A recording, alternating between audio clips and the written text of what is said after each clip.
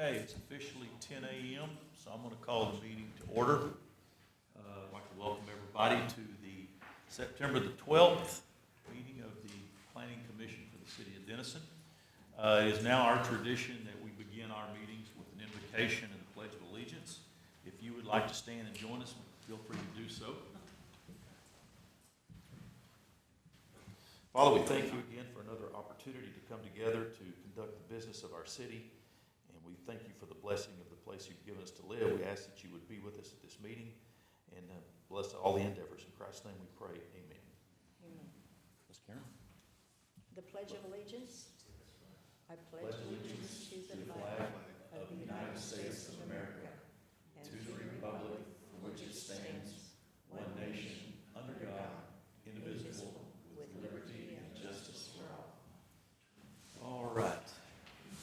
Just a little housekeeping before we get started today. The Planning Commission is actually a recommending body, and with the exception of plats and site plans, which our decision on is final, all others will be passed on to the City Council for final approval on their next meeting. September 18th. There we go, September the 18th. So if you have a zoning case on the agenda today, that will be going on the council's agenda on the 18th. Okay. So I see this public comment section on here. Are we going to start doing that, or we've just been letting them speak on the individual cases? Most of them have been public hearings. If there are any cards, Karen, did we get any requests to speak cards? We didn't get any? Okay. So they'll be able to speak during the public hearing portion if they need to. Okay, awesome. All right, we're going to move to the consent agenda. Is there any errors, omissions, anything? Okay, I'll entertain a motion. I move to approve the consent agenda. Have a motion? Have a second? All in favor? Aye. Aye. Opposed? None? All right, let's move on to item 4, public hearings. Item 4A, Ms. York. Thank you, sir. Item 4A, receiver report, hold a discussion, conduct a public hearing, and make a recommendation on a request to rezone property legally described as all of Lot 4, Block 32 of the original town plat to the City of Denison, Grayson County, Texas, as shown by plat of record in volume 28, page 362 of the deed records of Grayson County, Texas, also known as 114 West Sears, GCAD property ID number 142987, from the commercial zoning district to the SF5 family residential zoning district to allow for residential use, case number 2023-077Z. This is the aerial view of 114 West Sears. It's kind of hard to tell from this, but across the street are residential structures. And then just to the east is a vacant lot. And then that property ID of 142985, that is actually a duplex. It's a legal non-conforming use, however, it is a residential use. Across the street is your single-family zoning districts. And here's the survey for that subject property. The applicant is requesting a rezone from commercial to the SF5 single-family residential so that they can develop the lot in a single-family manner. This does comply with the comprehensive plan, and staff recommends approval of the request. And I'm present for any questions you may have, and so is the applicant. Any questions of staff? Is that one house for the whole property in the city? I'm sorry? You're putting one house for the entire property? Yes, it'll have to be a single-family home. Okay, is the applicant here this morning? Yes. Would you like to come speak on behalf of this request? Just if y'all have any questions. I need to get your name and address, Sure. please, for the record. Thank you. Gabriel West. My address is 109 Melrose Circle, Denison. Okay. Any questions for our applicant? I guess the only question is it going to be new construction, or are you going to remodel the existing? There's nothing existing right now. It'll be a new There's no building. house, okay. Yes, ma'am. The picture threw me off because Sure. you had a picture in there. Not a problem. Thank you. Any other questions of our speaker? Thank you, sir. Thank you. Is there anyone here that would like to speak on behalf of this request? Anyone here to speak in opposition? All right, right, seeing none, I'm closing the public hearing, and I'll entertain a motion. Mr. Chair, I move to recommend approval of changing the zoning of the subject property from the commercial zoning district to the SF5 single-family residential zoning district. Second. Have a motion with a second. All in favor? Aye. Aye. Opposed? None. Item 4B. I'm sorry, Karen. Receive a report, hold a discussion, conduct a public hearing, and take action on a replat of Lot 1R, Block 9 of the Jones Corner Edition, case number 2023-082 RP. This is an aerial view of the subject property. It's located at the corner of West Ford and College Boulevard. I'm going to try and explain this with the issue with the property, with the aerial view. If you can kind of tell, there's two parcel IDs right there, 150493 and 150492, with the southern property already being developed.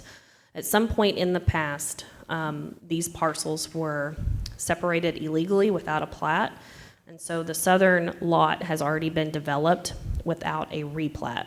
So essentially, that structure was built over lot lines. Lot 1, 2, and 3 of the Syrian Park Edition. So right now, the applicant has come forward to replat the northern portion into a legal lot of record. The zoning district is SF5 single family, and this lot, or this proposed lot, does meet those, all of our lot size requirements, but width, length, and square feet. This is the proposed plat, and if you can kind of tell what I was mentioning before about the illegal subdivision. The southern lot has been developed over those those two lot lines. Staff does recommend approval of the replat. It'll make it a legal lot of record, and then the applicant can move forward with developing the property in a single-family manner. Okay, I have a question for you. Yes, sir. Has the access to utilities been verified? Yes. So we have, because I know I've been involved in one of these situations, and the sewer line was in the alley. Mm-hmm. And you can't cross a piece of private property to get to that sewer line. Sure. So do we have access to sewer in another location? From the comments I received through the plat review, they have adequate access to water and sewer. Okay, just making sure. And the lot will front on College Boulevard. And that was the information I received was from Public Works, is that they have access to both. That was going to be my question. Both of those would have to face on College. Yes, so this one will front on College. If you see, there's it's kind of hard to tell, but there is a setback already established via this plat on the Ford side, and that's for a side yard setback. So they'll have to, whatever structure is built there will have to front on College Boulevard. So it's going to meet the current structure is going to meet the setback requirements? They haven't constructed anything yet. No, for the existing property? The existing property is already there. They're not platting that property. But it's going to meet the setback side because I'm guessing it's fronting right on College, so. I don't, the existing structure, it could be a legal nonconforming. It's already a legal nonconforming structure because it's crossing lot lines. If it was built in the front yard setback, if something were to happen to that, then it would have to meet the current standards, and that would include platting the property. For the new structure, they will have to meet all development standards called out in the SF5 zoning district. Okay, anyone here to speak on behalf of this request?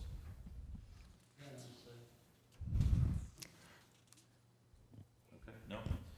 All right, then I'm going to go ahead and close the public hearing. We'll entertain a motion. I move to approve the proposed replat. Second. Have a motion with a second. All in favor? Aye. Aye. Opposed? All right. Item 4C. Here we go. Item 4C, receive a report, hold a discussion, conduct a public hearing, and make a recommendation on proposed amendments to the landscaping requirements contained in Section 28.51 and Appendix C of the zoning ordinance, case number 2023-087ZO. Ms. Phyllis. Good morning, Commission. I'm Phyllis Jarrell with City Centric Planning, and the city engaged me to assist staff in Hang updating. on one second, I'm Phil. sorry. I'm having trouble hearing her. Is this better? I'll try I to. thought it was just my hearing aids. Maybe I need some. Yeah, Okay. just put it a little closer. Okay, it's a bit intimidating here right in front of me, but I'll start over again. I'm Phyllis Jarrell. I'm with City-Centric Planning, and I was engaged by the city to assist staff in upgrading the landscape requirements that the city has in its current zoning ordinance. And with all the new development occurring, I think the city took an opportunity to improve the appearance of streetscapes and corridors, promote the use of drought-tolerant plants to engage with water conservation, and then address erosion control problems on single-family lots. And we discussed this item a few weeks ago with the commission, and then earlier we had a meeting with builders and developers that work in the city to get comments. And I'll kind of hit the high points as to what the changes are that are being proposed in the ordinance, and then certainly if anyone has questions, please stop me. But there's some general requirements for the new landscaping requirements. Automatic irrigation systems will be required except on single-family lots and in natural areas. New trees and shrubs must be native or adapted species, and we have updated those tree and shrub list that I think were just given to you. No more than 30% of required trees can be the same species, and this is recommended in order to make sure if trees do start getting disease, then it won't wipe out all of them, hopefully. I know there are some elm diseases right now that are starting to impact a lot of the trees in the metropolitan area. The minimum caliper for required trees has been increased from 2 inches in caliper to 3 inches in caliper. And required shrubs must be 5 gallons. This would be like for a headlight screen, and that's been increased from 3 gallons in size. One of the goals of this ordinance update is to be a little more deliberate in the placement of landscaping for new development. And so one of the new requirements is a minimum 10-foot wide landscape strip along streets. Currently, the ordinance requires 8% of landscaping, but there's not a lot of direction as to where it actually has to be placed on the lot. Within this landscape strip, trees are required at 30 feet on center, or they can be clustered within the strip. There are provisions to allow substitution of ornamental trees in place of shade trees. I know there's always concerns about visibility, especially for signage on commercial properties. You can use turf, ground cover, planting beds, or mulch, but gravel, rock, and bark mulch can only be used under trees and shrubs. And again, we're trying to make sure there's a good mix of planting materials, yet still keep in mind water conservation. There are some alternative planting locations that are identified in the ordinance where there are utility easements that are underground or you have overhead electric lines. And then in downtown, we're trying to be cognizant of its very different development type, and a 5-foot wide landscape strip with shrubs is required only for surface parking lots with 20 more spaces. So we certainly don't want to require standard suburban style landscaping in downtown Denison. In parking lots, we're proposing a requirement for 8 square feet of landscaped area per parking space, with 1 tree required for every 15 parking spaces. I think currently the requirement is 1 tree for every 50 parking spaces. So this would be a significant increase in the number of trees that would be planted. Landscaped islands with 1 tree are required at the end of every row of parking at the rate of 1 island for every 15 parking spaces. Something new for the ordinance is our requirements for single-family residential development. And we're proposing 1 shade tree per lot if the front yard is 20 feet or more in depth.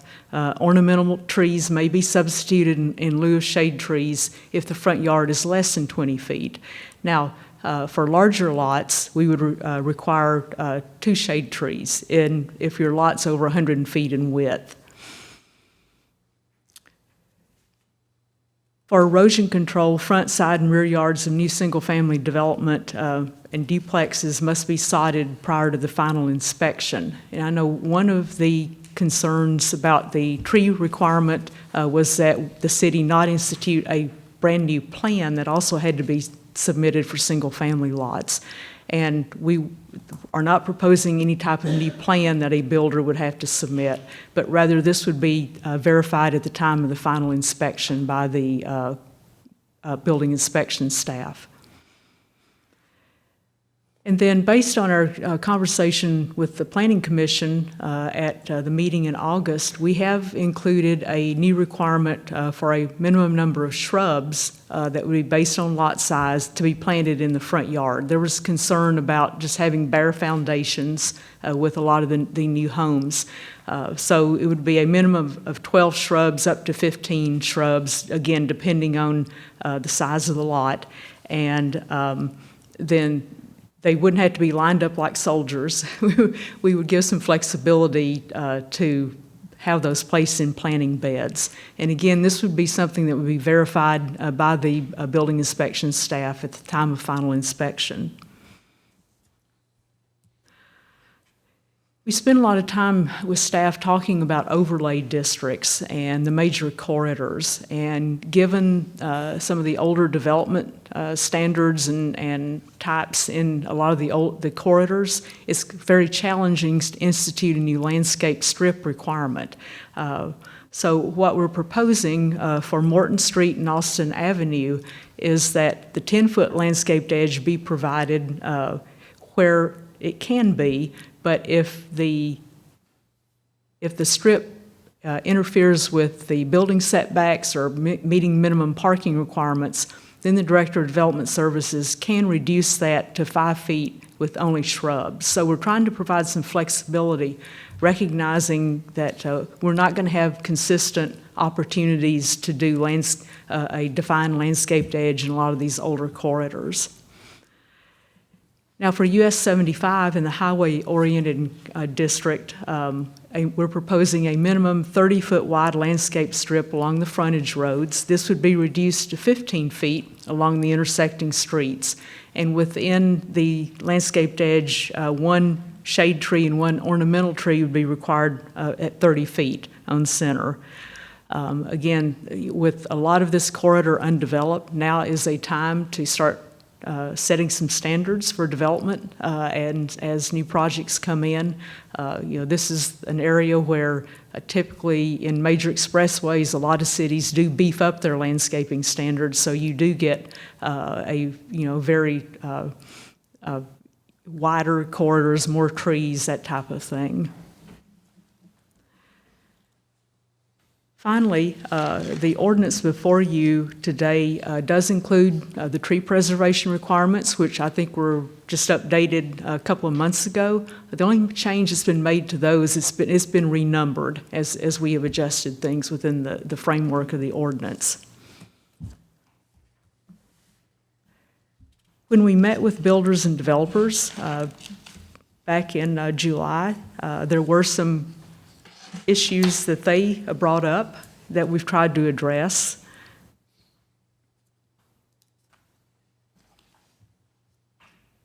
Got too many pages here open. We'll get to that.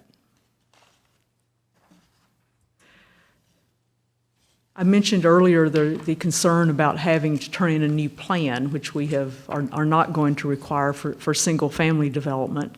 Another concern was requiring turf on slopes where it's difficult to mow. There would be an option to do evergreen ground cover on those slopes where it would be hard to get a mower out there and concerns about them being able to safely mow those areas. Cross-access on the US 75 corridor was also an issue. Now, when you start adding a 30-foot landscaped strip requirement, it may interfere with cross-access easements and that have already been in place. The 30-foot landscaped edge can transition from one lot to another to meet those cross-access requirements. Also, cross-access doesn't always have to be right in front. It could be elsewhere on the lot. So there are some options for that. And then there was a concern about measurement of new trees, and we've adjusted that. Originally, I was proposing diameter at breast height. That really is probably not a good way and the typical way that folks buy new trees. It's usually by caliper inch, and that is measured at 12 inches above the soil. So we've gone back and adjusted that again in response to some of these concerns. Don't most of the forestry documents use that term DBH though in their documentation? You see that a lot in tree preservation, and that's in your current tree preservation ordinance. So I think when you're measuring existing trees, that's the standard, but when you're looking at planting new ones, it defaults back to this 12 inches above the soil. I know that's a really fast overview of the ordinance amendments, and I'm certainly happy to answer any questions that y'all have. I had a few. So I noticed here that in item 8 on page 14 of the document, it says that if protected non-exempt trees 7 inches and larger DBH are removed from a property, replacement trees a minimum of 3 inches in caliper must be planted to equal the diameter of the trees removed. So an example would be if they removed a 20-inch protected tree, they would have to replace that with 7 3-inch caliper trees. But the value of a 20-inch caliper tree far exceeds the cost of 7 3-inch caliper trees. So I don't see how that's a fair mitigation. You're looking at the tree preservation Yeah. ordinance, but today we're only looking at the landscape. So that was incorporated into the landscape, and that's why it's presented there as Okay. one whole document. All right, I was just curious about Yep, that. but we can talk about that Okay. outside of this meeting. And I saw you provided the ornamental tree list, so that was Yes. very helpful. Thank you. Phyllis? I would just want to say thank you to everybody that worked on this. I see our suggestions incorporated in there, so appreciate your hard work. Thank you. I have a question too. In the Austin Street, Morton Street, those overlays, Austin Street, Morton Street is too. Yep, both of those are In overlays. those overlay districts, in redevelopment, let's say we've got empty building, new CO is gonna be issued. Is there any possibility of adding some sort of a requirement where planters would need to be provided just to give us some sort of landscaping and beautification of the existing structures without having to take out parking lots and you know, a more simplified means of getting some sort of landscape on an existing structure without having to spend a bunch of money on redeveloping the site? You know, the concern with planters is always, is someone going to maintain them and water them, and you know, over time they may look great for the first summer or first spring, and then if maintenance isn't there, then you know that's a concern. Same problem even with an irrigation system, because it can be shut off if they choose to do so. Yes. You know, and so it doesn't necessarily, just because they have a sprinkler system doesn't mean, but if we, as a city, see that the landscaping is not being taken care of, then we can contact that, you know, and we could do the same thing, I think, if we had, you know, individual planners where, I mean, we tried this, obviously, we didn't have any authority at one time, when Mr. Spiegel was on P and Z. We would always try to get somebody that was developing Austin to agree to do something that would help to instead of just having concrete and nothing else, you know, asphalt, concrete, and most people were open to the idea, but rarely did it get done. But I'm just wondering, I mean, because the redevelopment of those, I don't see us taking buildings out, demoing and redeveloping in that sense, as much as it would be just new tenants moving in. And we use our CO process as a means of getting it brought up to some standard that would be a minimum, of course, but it would be at least an improvement over what we have now, because those are our main arteries city. And in one of our, I think, a comp plan meeting, I don't know, Brett might be able to correct me on it, because I think he was in on the meeting. The discussion was, how do we bring visitors and tourists, people into downtown from the lake? And, you know, Morton Street is our main artery coming in, so anything we can do, I think, to improve the looks of Morton Street would benefit us in some sense. So, I don't know, that's, you know, discuss that with you guys and see what you think about it. I was gonna say, when it comes to the CO, the ordinance does not really provide staff a whole lot of teeth unless it is a conditional use permit or a redevelopment of that site. If they are moving into a building and the use is allowed by right, and it's just a, you know, from one use to the next kind of thing for a certificate of occupancy, I don't have anything in the ordinance that really allows for me to require those things. However, conditional use permits and redevelopments of sites, I already know of a redevelopment on Austin where we missed that opportunity, and it's something I've talked to her about. So it may be something where we need to look into maybe our site plan What's ordinance. considered redevelopment? Any changes? Any kind of- Any kind of physical changes to the building itself? Yes, sir. Yes, To the side itself? Yes, sir. That's considered redevelopment? yes, sir. So it could be attached to a redevelopment process? It could be, So yeah. we're going in there, we're gonna paint and beautify and, I would think that if there is a permit that is being pulled for a remodel of some sort, there might be opportunities there for us to, but we'll have to take a look at our ordinance outside of the landscaping ordinance to see if there's any kind of language we need to add that will allow us to. tied to that. Because honestly, I think anything that's done on those two streets is gonna be a redevelopment. It could There's be. gonna be a permit pull, because they're gonna have to bring some stuff up to standards, and it's gonna have to. And, So- and that, there have been, I'll just go ahead and mention, you know, Jack in the Box. Our ordinance right now, they didn't expand the building, you know, by 30% or anything of that nature, but they did pull a building permit because of a fire.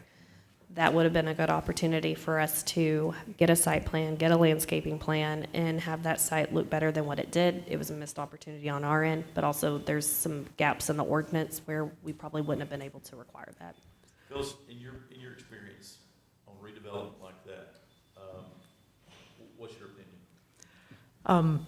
First of all, the landscape ordinance is structured so that these requirements would kick in if you're increasing the existing square footage of a building by 30% or more. So then that would increase the use of the site by more than 30%. So let's say you add outdoor storage or something like that, that increases the use of the site, then you would have to then comply with these landscape requirements, or add 20 or more parking spaces to your lot. So there's some triggers built into this ordinance, but that doesn't get at just reusing a building. And every city struggles with these older corridors, and there are no really good solutions for that. Some cities go in and acquire landscape easements, and then they come in and on the city's dime, they add landscaping.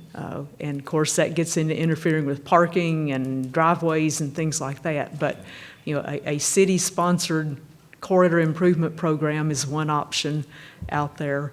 You know, for the Austin Avenue corridor, one of the things that we've mentioned in the staff report is working with TxDOT to landscape that really wide right-of-way that's out there. And you know, there are crepe myrtles and things like that now, but are there some opportunities like where 69 intersects, you know, to do more enhanced landscaping in that, you know, along that corridor? Because what you do on the frontage roads, they're so far away, you don't really get a lot of impact when you're just driving on, you know, Spur 503 into town. Morton Street,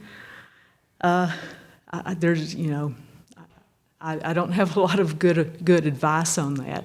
You know, certainly you could require planters, but you would need to tie it to some event that they're coming in, you know, to pull a permit for.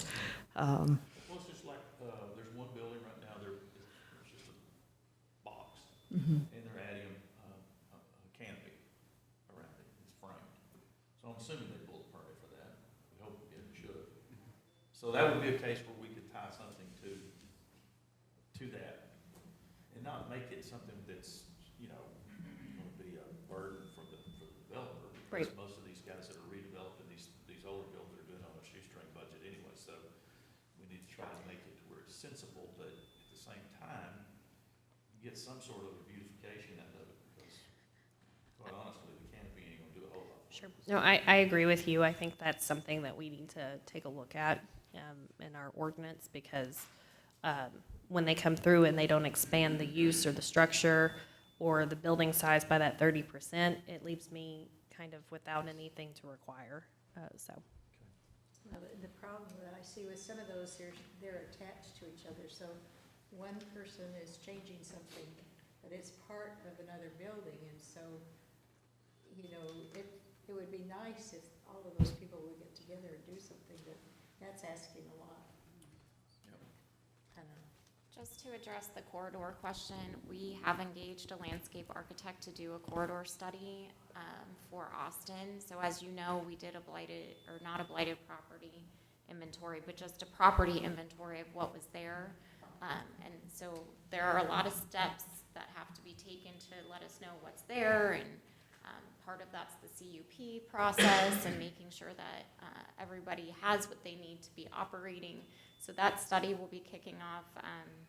We had to wait for the budget to be approved and see what we were granted. We did not get funding for those improvements. So while I can do the study, I'll be looking for grant opportunities to use that study as part of that application to help implement. But it's moving. We hear what you're saying, and it's definitely moving in that direction.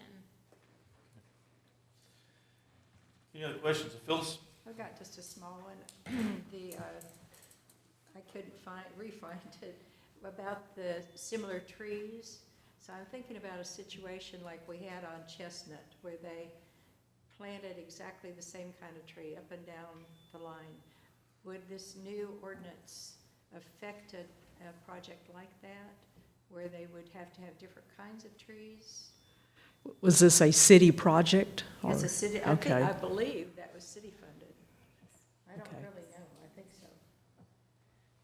Well, I'll say this, ideally, there would be a mix of trees, but I realize that may not always happen, but Well, and their success rate was, what, maybe 50%? I mean, it was not real high.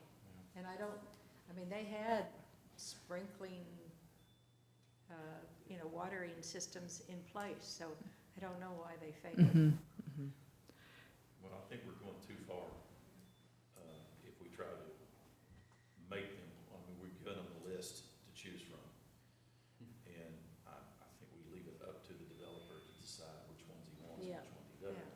And obviously, if the state says the city can't control building materials, I'm pretty sure they don't want us to control tree species either. So I would hate to see us get that restricted. Yeah. So I'm not sure exactly where that would apply, the way it's stated, but I just have concerns about it. We can always make suggestions when we're looking at landscaping plans. If we feel that it's a repetitive use of trees, we can always make recommendations that they diversify those. And these corridor site plans will always, per the ordinance as it's written right now, will come before this body for approval. And so those are always recommendations we can make to the developer, and then also mention in our staff reports. Is our landscape plans for commercial going to be required to be done by a landscape architect? no, your current ordinance now doesn't require that. A landscape designer, it doesn't say a registered landscape architect, and we've left that in place because we know for a lot of small developers that don't have a lot of landscaping to install, that would be a burden and extra cost to do that. Okay. Anything else?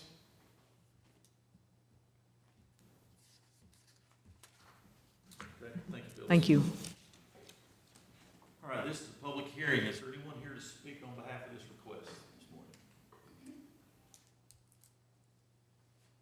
Seeing none, I'll go ahead and close the public hearing, and we'll entertain a motion move to recommend approval of proposed amendments to section 28.51 landscape requirements and appendix C of the zoning ordinance. I'll second. Have a motion with a second. All in favor? Aye.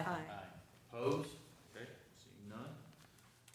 We will move on to item 5A. All right, so this is to hold the discussion and take action on meeting times for the Planning and Zoning Commission. Currently, as you are all aware, we hold 2 meetings a month, the second and the fourth Tuesday of the month, and those meetings are held here in council chambers at 10 a.m. Staff is seeking guidance on potentially amending the time of these meetings to an evening hour. And the ordinance does require that this is to be heard and acted upon by the chairman or the majority of the commission. Okay. I had this conversation with city manager 3 or 4 weeks ago. I know that it's kind of an imposition maybe on some of our members, but the conversation was that an evening meeting offers the citizens a better opportunity to contribute and be a part of our decision making. I think a lot of times we don't have a big audience because people are at work, they can't take off work to come down here to hear particular things. And so I think that's the main reason I think that we were talking about moving it. I personally don't have a problem with it. Every P&Z that I've been associated with, we've all had evening meetings. And with the exception of 2 or 3 meetings that one went to 1:25 in the morning the next day, it wasn't a real problem for us, you know. So I don't have a problem with it. I know that Brett and I've talked about it. Brett's kind of got in a situation to where he's got kiddos that are playing sports and stuff like that, you know, he has commitments there that are certainly a priority in my opinion. And so the others chime in and let me know what. You know, I what would you not think. be awake at 1 a.m. Oh, you would have been that morning. It was lively. It was very lively. I mean, And are those meeting times our decision or a recommendation? from I have us? not provided a recommendation. I was trying to be as mindful of the ordinance as I could be. I think that if the commission feels as if they want to have a discussion and then narrow down a time, if that is what you choose to do, then just be sure to take action on it, please. Does the council start their meetings at 6? They do, yes, sir. The commission does not have to follow that. They could start early, or they could, I would hope you don't want to start any later. Well, I really think that, personally, I think starting at 6, so that way our council meetings and our P&Z meetings are pretty much on the same schedule, you know, and it's easier for people to keep track of when the meeting times are. I'm curious to know if you've had anybody approach you in terms of wanting the evening meetings. Is that something that's been requested? I have not. I have not either, and really, it doesn't matter what we have to say. This is a discussion between Right, the 5 of right. you. So our opinion, we will not give you a You're not gonna recommendation. give us a So recommendation. you keep Just looking not gonna over look here, around. I'm not gonna look back at you. It's between the 5 of Bait you. you into that Nope, one. Sorry. there is no recommendation from staff. Miss York is gonna turn her microphone off. Okay, all right, let's do this. well, hold on. What I was gonna say. So my opinion and my counter to what you said is, if they want a night meeting, all of this, obviously besides plats, which pretty much, obviously, we have to basically approve anyway, go to council, which is a night meeting. So if they want, and they are the final decision makers, so if you can't go to a daytime meeting, you can go to the council meeting and still have your point taken. That's true. You know, and so I think you have, with that, you have an opportunity to go to one. I think for some people, evening's hard because you don't have childcare during the day. hopefully the kids are at school, if you have young children and things like that. And so it may be harder to, oh, I need to go to this, well, I can't because I have kids and I'm not gonna go drag them up there to sit through an hour-long P&Z meeting or something like that. So that would be my counter to there. I'm about to turn out, so it's not gonna really apply to me as much. But if it, obviously, that would have an effect on it. I can't do, I've got enough stuff in the evening, so I don't need to add anything else to my plate. And I think that, I mean, I think obviously that has effect on who are your commission members too, as far as if it is evening meetings, it's going to probably affect you having probably some younger commission members that have children because of after-school activities and things like that. And I do think you want to keep that balance, so. I think your points are well made in addition to childcare or one's activities, one's family or children. And that is a case or cases at which the citizens, for whatever reason, would feel strongly enough that they would come to council, might not necessarily come through this body. And having it be here first doesn't ameliorate opposition or strong approval. If there is that, it doesn't necessarily have to come here before it goes to council. And it seems to me that those cases where there would be citizen input at council, that citizen input would happen regardless of what we did. I'm only saying this by way of accommodating not only my fellow members and staff and all the other people who would be involved in having evening meetings, but looking at the reality of who might be here and or at council. Well, having been a staff person on several cities, I always appreciated the opportunity to have the meetings during work hours. You know, staff gets spread thin throughout the weeks, and you know, just adding another meeting to an already busy, you know, schedule on their part. I'm all for letting them have some free time at home instead of having to be here, and we get our business done. If you have something important, people show up. And like Brett said, they do have an opportunity to speak at council if something's important. They do have that opportunity in the evening. Well, and along those lines, I think we would set a precedent a little bit. You know, if the Preservation Board, as well as Planning and Zoning, and all of the other boards had to meet in the evening, that would be a huge burden on staff. I think it's just, I guess, if I knew that there were a lot of people that needed to be accommodated at the P&Z, but if we haven't heard that, I personally haven't heard anybody complain about, but then my audience is small that way. But I think we would know if there was a big demand to have it change. It's 6 1, half dozen the other. You know, we're in a situation to where, in this particular city, where our council really takes our decisions seriously. Mm-hmm. And our recommendations, as councilmen have put it to me, is we depend on you guys to do our heavy lifting. Exactly. That's kind of where we are. So, you know, our decisions,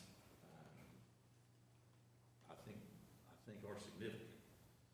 Now, are we making bad decisions if we don't have people here that are either for or against a case? I don't necessarily think so. I think we're all sensible enough that we can make the right decisions, you know, based on what we see and how staff presents it. So I don't think it matters one way or the other.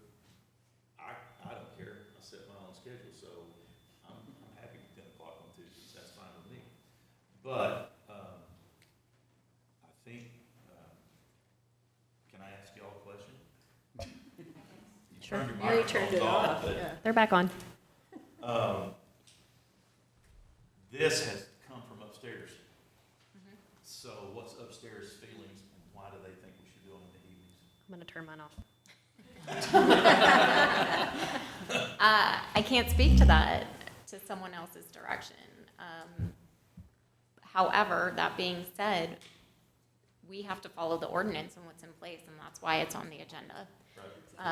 So again, I think that would be supported, whatever you all chose would be supported based on that.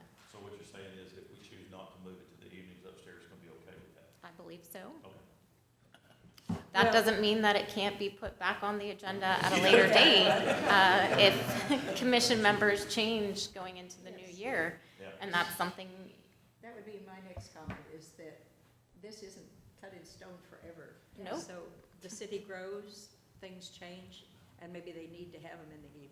And we do have a significant turnover at the end of this year, so if Yeah. we feel like, Robert, does it matter to you? You're an alternate right now, certainly. P and Z, does it matter to you? Mr. Chairman, the If you- ordinance. I cannot address him. I'm not saying that. I just wanted you to know that the ordinance states that the chairman or a majority of the regular members. Oh, regular members. So Well, I mean, unfortunately, Well, this is public comment. I'm just asking- If you I'm were- just asking a citizen a question. He's not voting I- today, but. He's up there. I just wanted you to be aware of how it's actually Yeah. written, Yeah, no, I understand that, but he does serve on the commission, so. as an alternate, As an alternate. So, is it an imposition for him? Never mind, I'll talk to you about it later.